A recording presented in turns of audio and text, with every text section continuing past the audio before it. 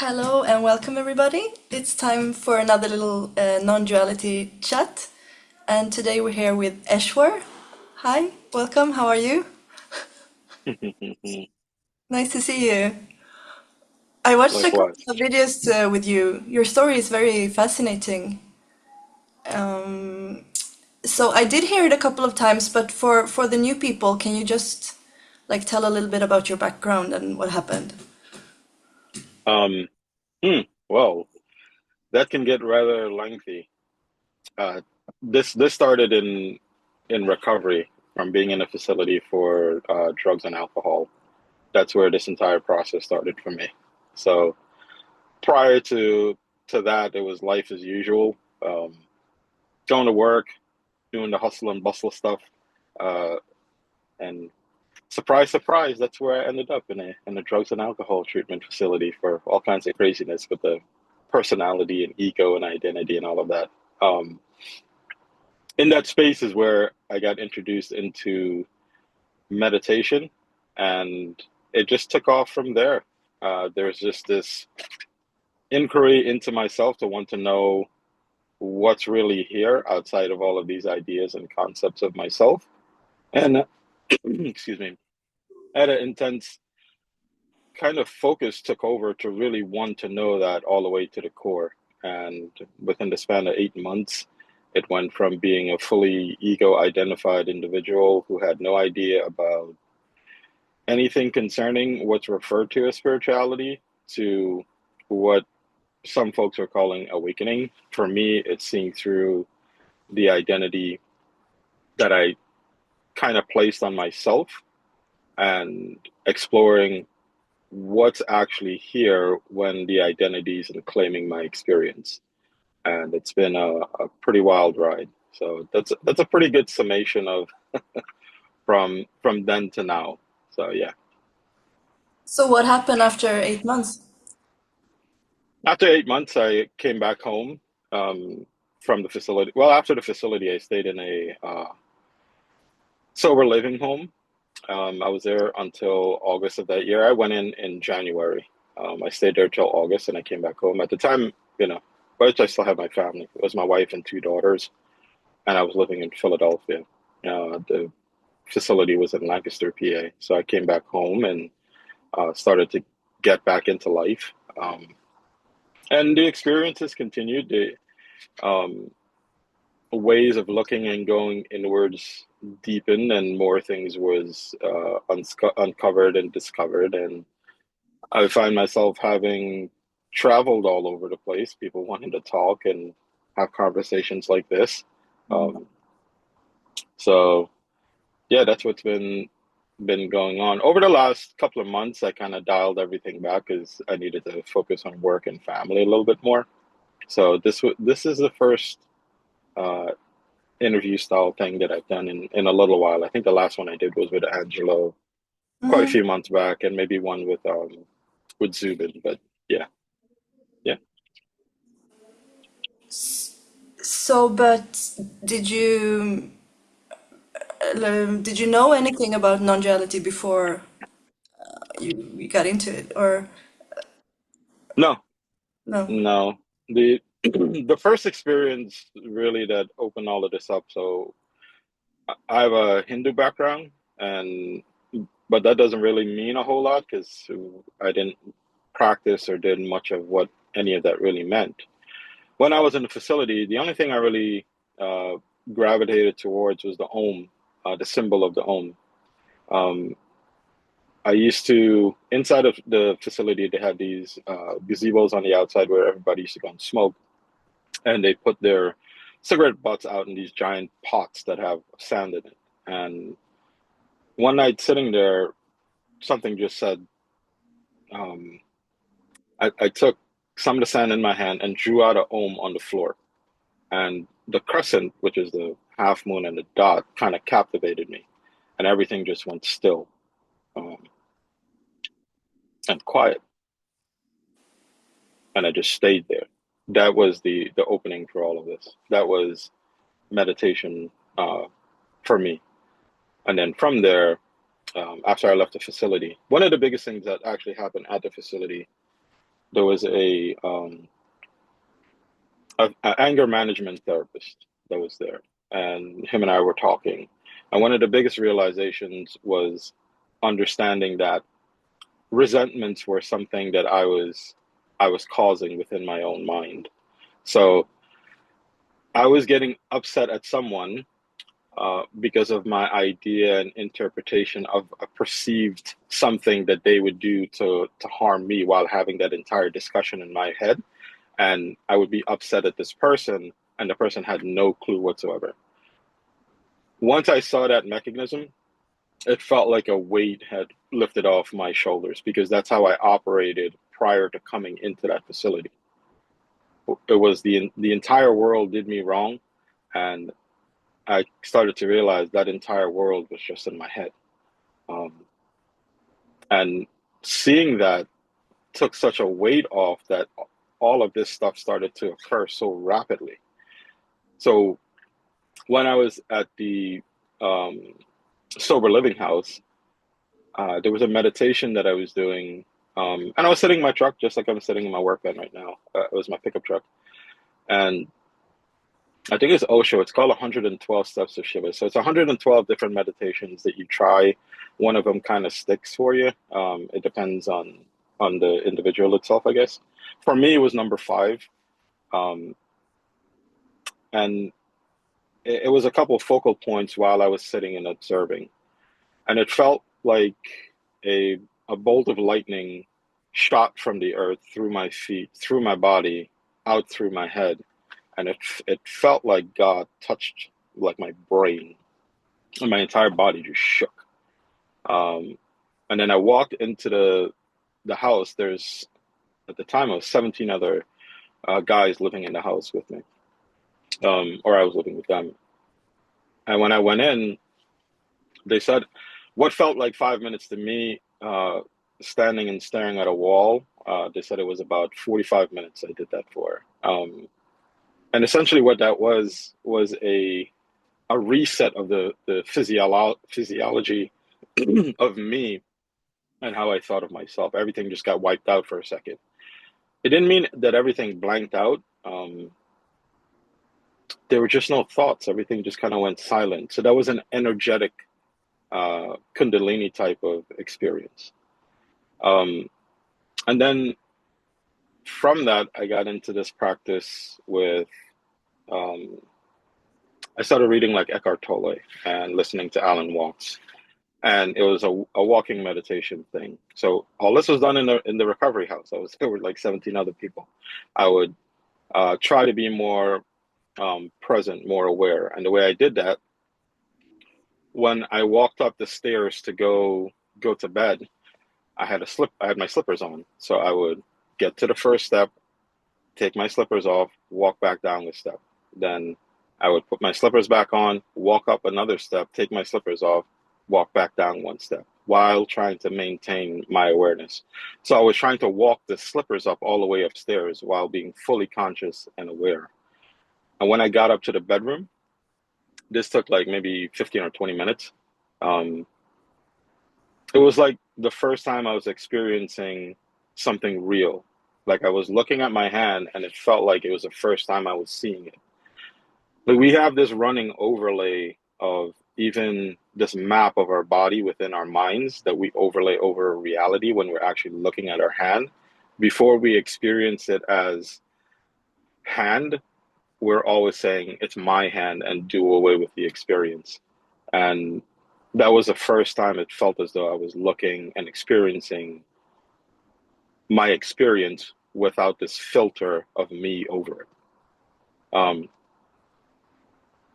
I mean, there's all types of experiences that occurs after that one. When I came back to Philadelphia and I was staying home and I was doing all of this inquiry stuff, self inquiry, like Ramana Maharshi was saying. I started learning some Buddhism stuff, and I got frustrated to the point where I was laying down in bed one day and I was like, you know what? I don't know what any of these people are talking about. I don't know what the Buddha is talking about. I don't know what Alan Watts is talking about. I don't know what Eckhart Tolle is talking about. These people have their own experience. Um, what is it that I'm taking to be me that I can't figure this thing out. Like what's going on really? And lay down my bed. Um, I had my attention here. I was breathing, and I started to go. I was like, the only thing I can think of me is how I can remember myself, because I already understood that the ideas and concepts that we have of how I see myself in the external world, that isn't a thing. Um, so what I was left with was how I was thinking of myself, or how I was remembering myself. So I was like, all right, let's go there. So I remembered myself consciously right now. Then it started to go back to these dates. So when I was 24, that's when I moved from New York to Pennsylvania. Then when I was 17, then when I was 14, then when I was 9, that's when we came to the States from the islands. And then I got back to this memory when I was about 4 or 5 years old. And it wasn't so much what was happening in the memory, is I couldn't remember anything before that. And then this thought kind of dawned on me, well, you're 4 or 5, and this is if this is your earliest memory, but you're already 4 or 5,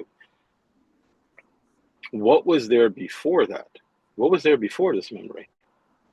And my mind just kind of hit a wall, and it pushed, and it couldn't go past that. And there was this image of me at 4 years old, of this little kid that was looking at me, and then it turned. As it was turning around, the back was hollow, and it was this vast open empty space. And the minute my mind saw that, it felt like a rubber band was being pulled really, really tight, and then something just cut it, and the entire thing unraveled. Everything just kind of zipped out, complete cessation. Um, just absolute. There isn't anything that really be said about that space. And then slowly everything started to come back online. There is then this nothing emptiness, then this sense of, then the sense of me, then this entire manifestation came. And it showed in real time that this entire thing is a complete fabrication, completely made up. Um, from that, so much just dropped away, so much identity and holding, the need to want anything or to really gain and get, in way of identity and ego, to say that I achieved this, or I got this success, or I bought a house and this house is mine. Look all that I did to get something so great. All of that went away. Things happened, but there was no one that was claiming any of it. Uh, that's the part that reduced, I would say, suffering by 98%. This idea to cling behind things that are so meaningless and pointless because it was all a fabrication. And I've heard this speaking with people, and you hear teachers talk about it. But until that happens experientially, I think people can kind of fake it within their own mind to be altruistic and idealistic, to say that that's how they are. But this is a very experiential thing. And when it occurs, there is no fabricating it. Um, and I would say, from that, there was still this thing that was here, because it's fully known that outside of this projection there wasn't anything, and anything that's created in this projection is fabricated by mind experience, these filters of reality. But there was something else that was seemed kind of missing, because experience seemed a little dry and a little dead. And this has been the most recent thing within the last year and a half, was um, I came in touch by way of a friend in Denver, of named Karoli Baba. And hmm, how can I put this? One day I was sitting in bed too, and I was like, I know all of this is a fabrication and a projection out here, but it feels like something is missing. If there's anything there, uh, show me. Show me what this is. I'm ready to see. I'm empty. I don't have anything to put in the way of this. I don't have any expectations. But I want to see and know what this is. And it felt like all of reality kind of like tilted its head, and then this entire thing opened up. And there's just this pure, the closest word that I could use to describe this is love. That's the closest word that we have for this. But it isn't this relational love. This is a love that's how the sun shines is how this love is. Its nature is to shine. Its nature is love. And its nature is everything. There isn't a single thing that it isn't. From a single molecule to an atom to the hair on your eyelids, your eyebrows, the the anger between the space of the thought that you have about being angry, it's everything. It's all things. It doesn't judge. It's fully inclusive. It doesn't exclude anything. It's never not being. It's always here. There is no entry point. There is no exit point. It always is. And it's all things and everything. It's all beings and no beings. So you never get any kind of overlay now. Like if you look at your hand now, it's the same experience you had in the stair, or There isn't anything that's trying to claim that. There's experience just is. Nothing is saying that it's my hand. It doesn't mean that if something goes to chop it off, we're not going to pull back. You know, this thing is intelligent and it functions in a way that's going to protect itself. But there isn't this the protective mechanism of identity and ego diminished significantly. And there's an understanding of all of what this stuff is because identity and ego was a protective measure of this child that was within us that kind of got thrust into this world and is trying to make sense of what's going on. So it created this identity and this ego to kind of protect itself. But the identity and ego started to believe that it's a real thing and started running rampant. There's also this component of inner child that's there as well. The this thing that we left behind because we thought ourselves to be real. There's a component that's there that's realer than anything, and that's what we discover that love actually is the innocence of the child. That's what's referred to as the divine. For me, that's how it is. It's what's referred to as God. Love is what's referred to as God or the divine or universe or experience. It's the it's the realest thing. Everything else, it's fabricated. It's outside of the fabricating machine. so how is your like your everyday different with your family and your work and things like that? Um, life still goes on. I mean, there are definitely times of frustration. That stuff still happens. I think what shifts and changes is how we view it as either something that's happening to us or something that's naturally occurring. And so long as we think that we have the ability to make a choice, the choice appears. That's how this works, right? When we relax back into this, then we see the totality of everything. So it's not as though um, the functioning delusion that we create ceased to function, is that we cease to believe it 100% like we did before, where we're completely convinced that that is the only way of being. But that still operates because you still have to play in that world to go to work, to make money, to take care of a family. You can step out of that, right? That's the duality in this. One is a reflection and one is the actual. That interpretive world is a reflection of reality. It's one and the same. There's nothing that conflicts with each other. But if you find yourself overly reactive in that space, then you know automatically to step out of it. recollect yourself. And, you know, and this is where language gets really, really clumsy to people who are engaged in non-duality, because they have this idea of oneness, that everything would have to be one, and it isn't two. Non-duality simply means it's not two. It doesn't suggest oneness. And what's discovered once we relax this, both those concepts, is this thing is already perfect as it is.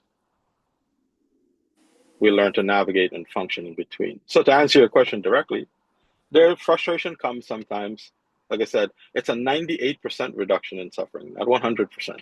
So there, you know, yeah, there are definitely things that will try your patience. Teenagers are one. I have some young kids and stuff, and uh, you know, you learn to navigate things differently. But you also don't beat yourself up when things occur. You know automatically if you do something, if it's incorrect, and then you make the necessary corrections right away.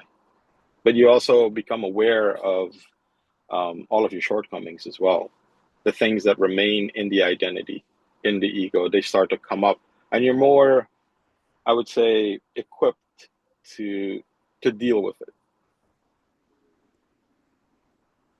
So do you think that process keeps going? Or I mean, that's hard to speculate about, I guess, but or like, is there's always more stuff coming up, or For me, there is. It's like a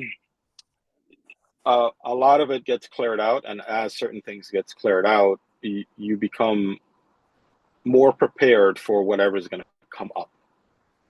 So it's like a my sponsor says it the best: new level, new devil. Um, but yeah, as you kind of go through this and you go through yourself, sometimes we're not mentally geared and prepared for certain aspects of ourselves until we do the work to clear certain things out. And in the process of doing the work and clearing things out, that's how we become prepared for what else is going to come up. Because I don't know. I don't know what's going to come up, but things always seems to come up, and it's nothing I can really predict. So we just kind of do as we do and kind of mosey on along. you feel like there's no resistance to whatever comes up? Like, No, no, whatever comes, comes. Most of the times, we know within ourselves what we need to do. Every single time, 100% of the time, we know what we need to do. Why we don't do that? Well, we have all the excuses in the book for that. But it's something that's within. So we know what we need to do. And sometimes we like to feel the resistance. Sometimes we like the pain. Sometimes we say that, I don't want to go there. I don't want to go into that space because we feel comfortable in the misery. Because the unknown can be more jarring than the comfortable, which, is misery and suffering.